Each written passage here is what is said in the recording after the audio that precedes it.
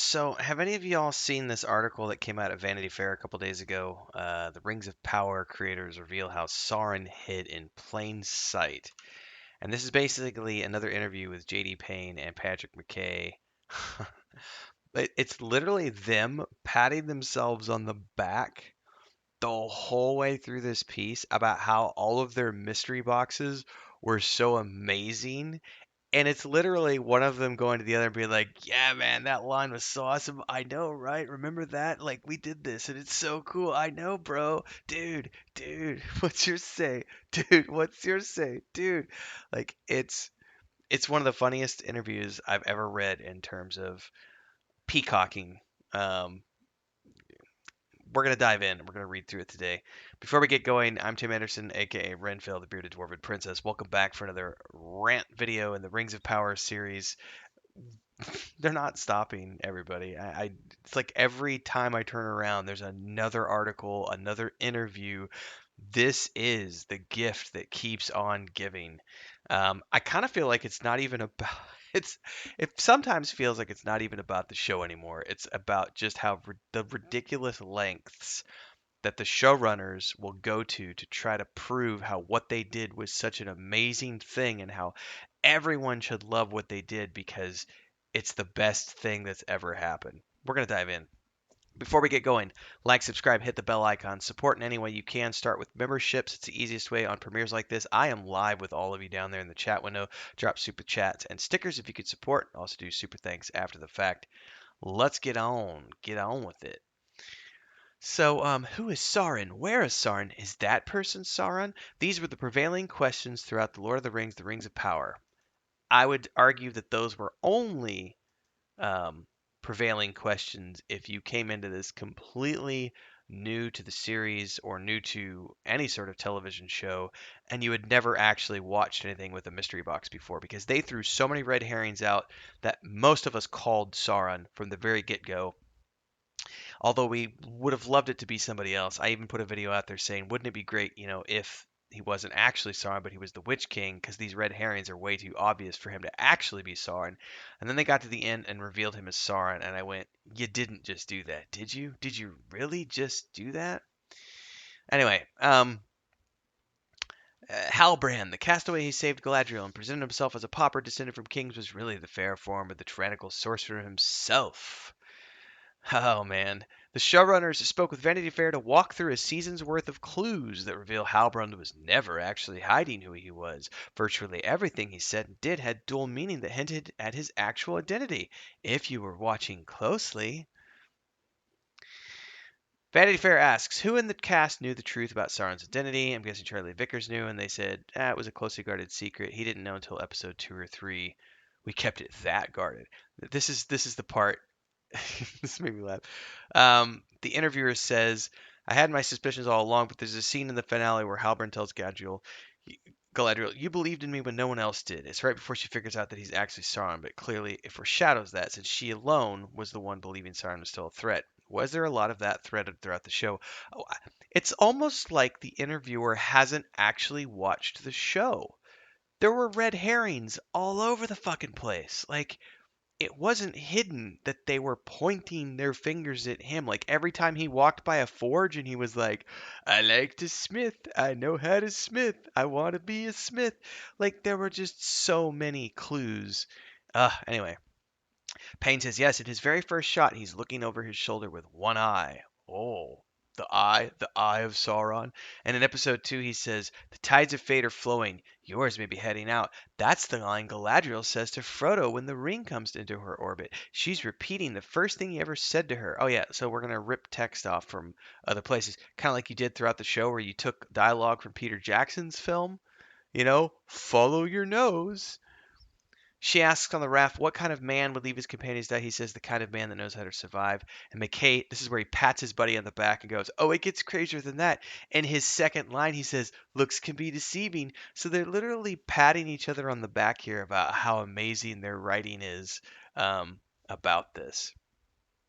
McKay says, then later in Numenor, someone asks him, what's your name? And he says, that depends. And they say, it depends on what? And he says, how close we are. We tried to set it up to where every single line could be true to a certain extent, no matter who he is. And Payne's then you watch him beat the crap out of those guys in Numenor and break the guy's hand in a really disturbing way, and you're like, oh my gosh, is he just a good fighter, or is there something a little superhuman about what he just did? And then when Galadriel and Halberd have their heart to heart in episode 5, she bares her soul and says, I can't stop fighting. My friends didn't distinguish me from the evil I was fighting. Gas, Sauron killed my brother, and he says, I'm sorry about your brother. Ah! Oh my goodness. Um, this whole interview is these guys patting themselves on the back and patting their writing team on the back for creating these rich metaphors, they say, things that don't belong together being coaxed together and complementing one another and balancing one another.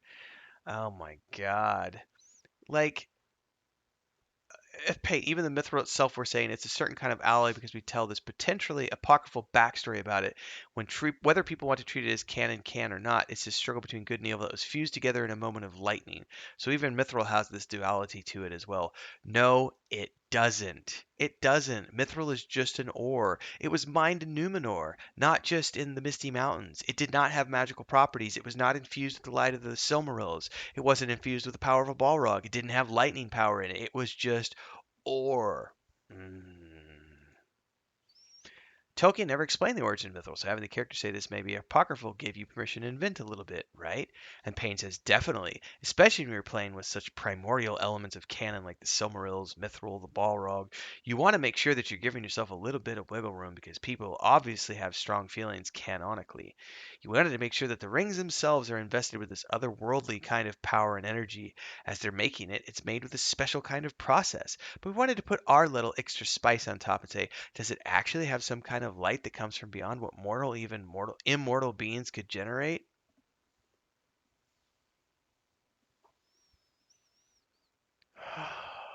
This is all. This is actually kind of painful to read.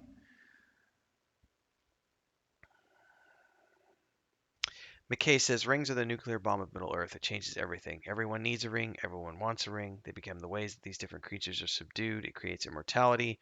No, it doesn't. It doesn't create immortality. The elves were already immortal. The dwarves did not live forever with the rings. Smeagol didn't live forever. He was becoming a wraith-like creature. Mm.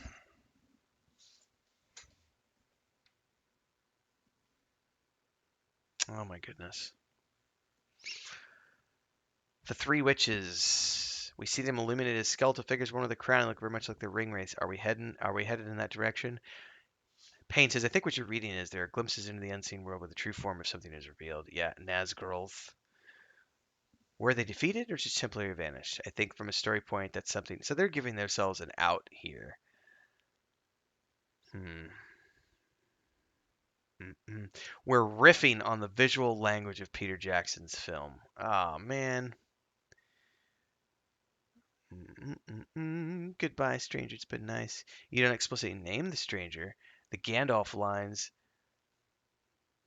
He and Nori are going east. We know that the Blue Wizards go east. We know that Saruman has spent real time in the east. Certainly, he says and does some things that feel Gandalfy, so the jury could still be out. Oh my god. This is a journey of discovery, and a name has not been part of it yet. But if it feels by the end of season one like he's a Tolkien and wizard depicting a Tolkien in relationship with a halfling that is akin to Gandalf and Frodo or Gandalf and Bilbo, I think we'd be very delighted. Is that fair to say, JD? Payne says absolutely, and the name, whatever it ends up being, will present itself at the time in which it feels like the wizard has earned it. Literally patting themselves on the back. We've created a Tolkienesque wizard developing a Tolkienesque relationship with a halfling, and that's the core of what Tolkien wrote about. Isn't that fair to say, JD? Absolutely. Ah. There's a question here about the ratings, and they avoid all of it. It says, does any of this impact your work on season two? In terms of how it impacts season, we wrote most of season two before season one came out. We're refining the last bits of it now as we start to shoot, but really the cake was kind of baked before the audience response came in. certainly you look at audience response and see what characters people love and what kind of storylines move them. I wouldn't say we're overcorrecting for any of it, but we're certainly listening to people's responses. McKay says, "We're in this for the long run. This show is a life project for us. We're married to it, and our possibly couldn't possibly be higher for what we want to achieve." Oh man. In terms of audience response, we're a year ahead of that because we saw it a year ago and we were like, "Hey, it's really seeming to work, and here it's maybe just not working well as we would have thought." So some say that's a course correction. It's just us building on the strengths of the show and on our strengths and the strengths of our actors and designers. Oh man.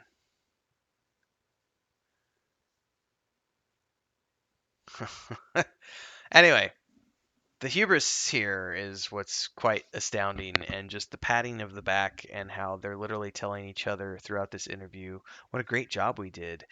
Don't you love these lines that you wrote here and how we did this? And we did this really cool plot twist that no one was going to see coming, and we made it really hard to tell what these were, and we added all these metaphors and the things that are Tolkienesque." If you go back and read any of Peter Jackson's interviews or watch any of Peter Jackson's interviews, there are a few places where he talks about the breaks with the lore, where he maybe enhanced a scene or added something or took a little creative liberties with something. And he was always referring back. He never said things like Tolkienesque, so to speak. He was always referring back to um, this is what that scene was portraying, and so we're trying to make sure that we get that scene right in a visual manner that still comes out the way the book had it told. And I think that that's something that's a little bit different than what they've done here. Um, I just think for me, the showrunners patting each other on the back about how their Sauron reveal was some sort of major secret, and then they're like, "We did such a good job." I don't.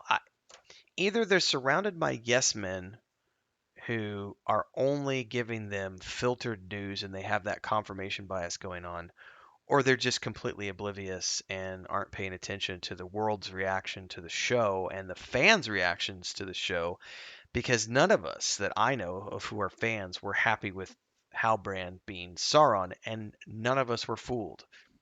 We weren't. There were none of us fooled. Some people called it before the show even aired. I was not one of those people, by the way. I was not one of the people who called it before the show aired. But once I got into it, it was immediately evident. I think I even called it as in the first or second episode when he rescues Galadriel from drowning. I don't remember what episode that was now. On the raft, that had to have been like the second episode, maybe. When he rescues her, when she's like falling down and she's gonna drown, and she rescued. I was like, that right there is binding her to him because of a life debt, and that is gonna play back later when they reveal that he is Sauron and he's a bad mother, and she's gonna be devastated because of that. It is what it is. Like, subscribe, hit the bell icon, support in all the ways I talked about at the beginning of the episode. Thanks for hanging out this morning, everybody. We'll see you next time. Every morning, 6 a.m., I do Rings of Power and Wheel of Time rants. House of the Dragon, Andor, Willow, Wheel of Time read throughs, and show reviews and rewatches, and more coming. So stick around and stay tuned for all the good stuff. Till next time, everybody, stay safe. Happy reading.